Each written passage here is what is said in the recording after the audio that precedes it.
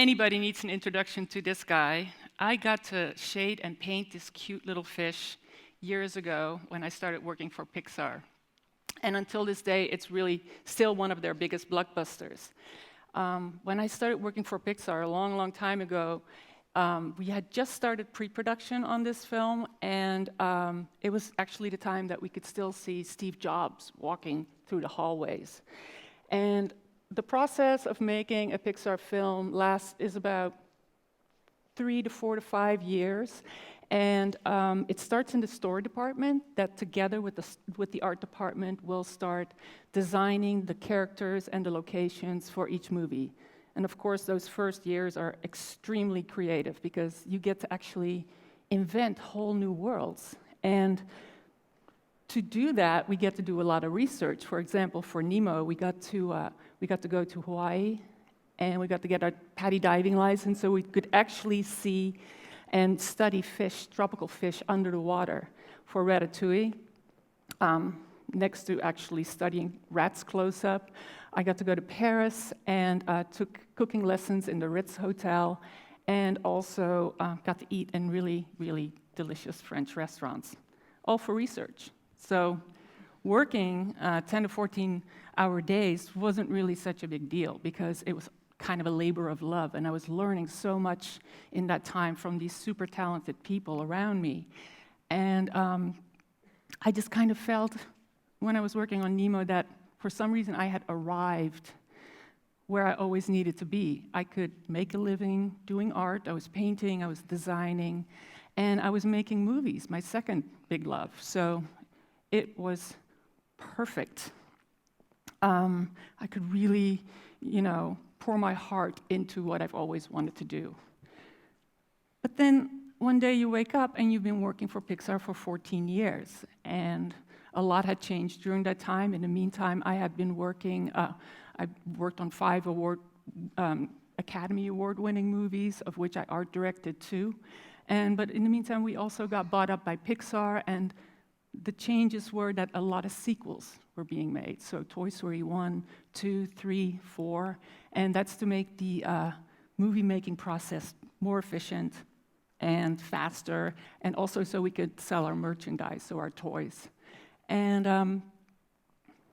I was working actually on Cars 3 when it was decided that the story needed to go back to the story department because it needed to be sharper, it needed to be better. And after that, the art department is put on hold again as well. That's where I was working at the time. And I kind of felt that my whole creativity was being put on hold again. Like the excitement of creating something new, like I was doing during Nemo and Ratatouille, was kind of gone. So I was like, this is a fantastic job, but I really kind of felt flatlining, like the excitement of creating something new was completely gone. So after 14 years of Pixar, I decided to give up my job.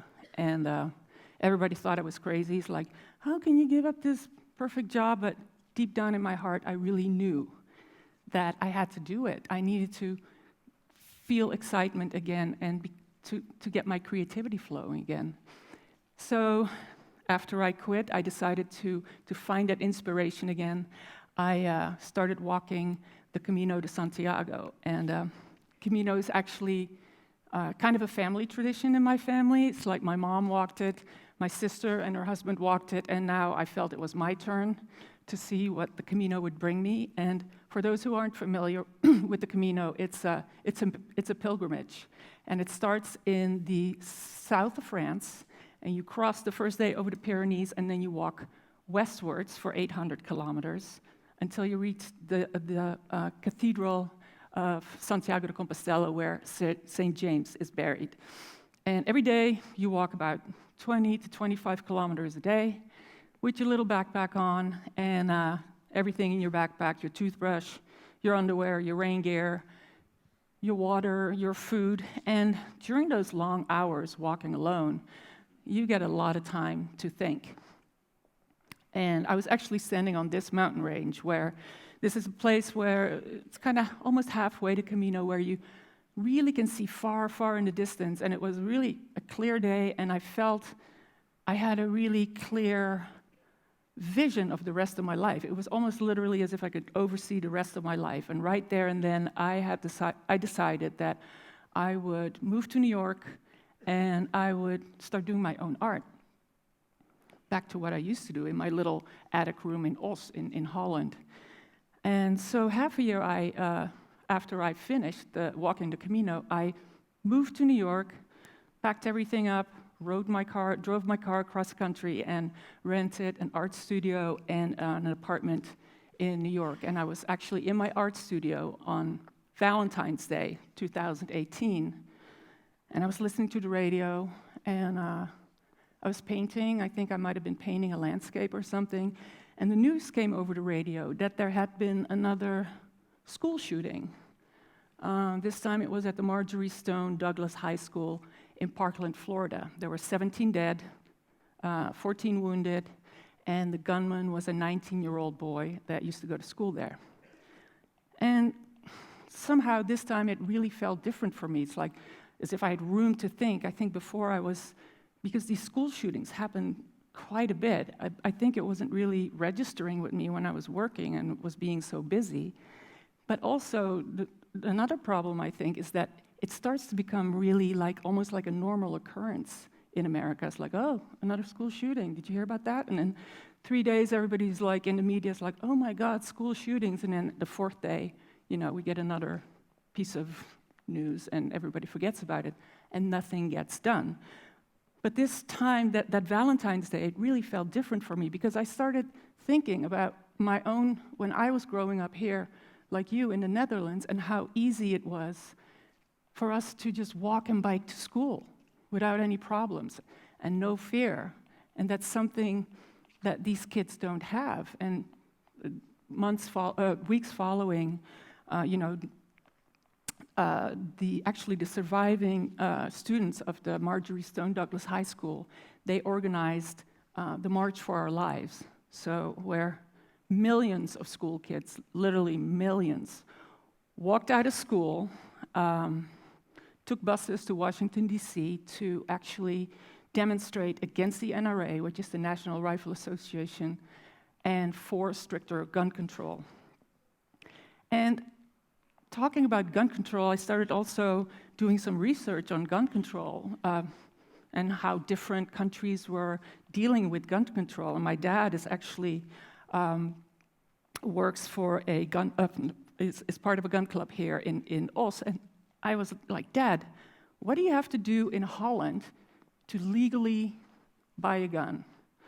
And he said, well, first you have to register with a gun club, and after 6 weeks, the gun club can petition you at the police department that you're an okay guy, and then the police says, okay, you can be in the gun club.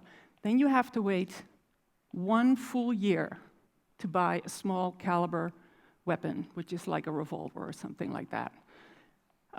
Of course, you need official police documents to do this. You also need to register the gun with the police. The weapons need to be in a safe that is attached to the wall, and the ammunition and the gun need to be separated. And every year you renew your license with a psychological evaluation, and you have to have proof that you shot 5 competitions at the gun club. So seriously, long story short, it's really not easy to legally get a gun in Holland. Do you have any idea what the gun law was on that Valentine's Day in Florida? The gun law was that you had to be 18. No background check, no psychological evaluation, no waiting period, 18. You were 18, you could walk into a sporting goods store and 5 minutes later walk out with a gun. Does anybody know what this is? This is an AR-15. It's one of the most sold semi-automatic rifles in America, with something called an accessory that you put on this gun rifle. It's called a bump stock. You can fire up to 600 rounds per minute. This was the gun that shooter used at the Parkland, Florida shooting. This is the same gun that was used in the Sandy Hook Elementary School shooting, where a gunman killed 20 kids between the ages of 6 and 7 and wounded 6 teachers. Same gun in Orlando, Florida. The nightclub shooter, he killed 49 people, wounded 58, and also the Las Vegas shooter, who killed 59 people and wounded 422 people in 9 minutes. In 9 minutes, this guy fired 1,100 rounds of ammunition into a crowd of people who were watching a country western music festival. So this guy, actually, in that hotel room, he had 14 AR-15s with bump stocks. 14. So do you have any idea how many guns there are in America per capita, per citizen? The United States is on top, of course. 1.2 weapons, so there's more weapons than there are people. And this also, this includes babies. There's more weapons than there are people. Holland is not on this list. Holland is number 78, somewhere down there. So it's no wonder that there are so many deaths, so many gun deaths in America, because there are so many weapons. This is just an example of, another reason, I think, besides having so many guns, or the reason why we have so many guns, is because of the NRA. We have this thing called the Second Amendment in America, which is the right to bear arms. This law was written in 1791, and 1791, where it lasted about a full minute to load a gun and to shoot a gun, so not 600 bullets per minute, but this reason is still being used by the NRA as an excuse to sell that kind of AR-15 without background checks. You have to be 18. So it was so frustrated, because even after that whole part, all those millions of kids doing their demonstration, nothing was getting done. It gets in the news, and then it gets out of the news. So, and I was thinking, Jesus, we have these kids.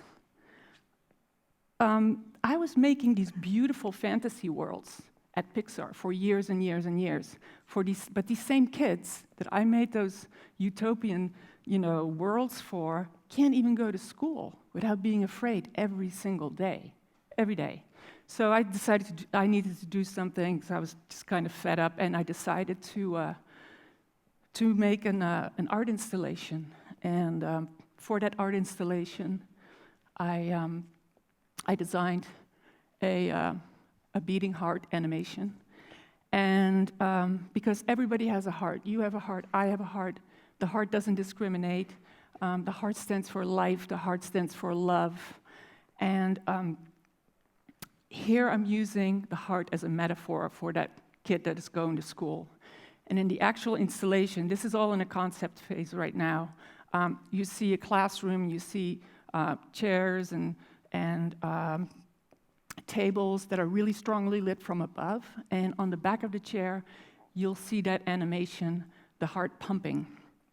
And it's kind of a normal day in a classroom, so it's kind of relaxed. You hear all the hearts just kind of quietly beating, until all of a sudden, all these hearts start beating faster and faster and faster.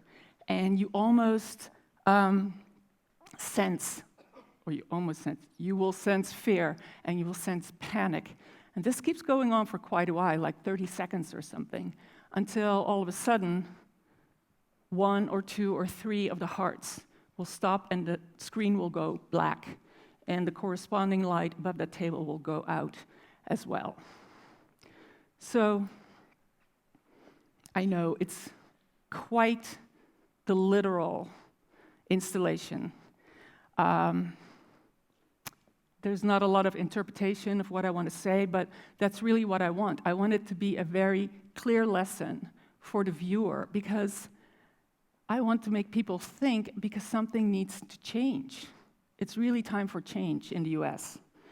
And when I think back over my journey and how my creativity has changed from little girl in a little attic room in Holland painting away, and when a brush and paint were my tools, to express myself and to tell my story, to being an art director at Pixar and used film and digital media to actually tell my story, to back to myself now, and where I'm using all that combined kind of experience to create, I'm trying to create social change right now, and that feels really good. I'm really kind of speaking from my heart. I'm feeling that I'm being honest, and that's all because of how I experienced that change. So that's what I wanted to share with you guys today.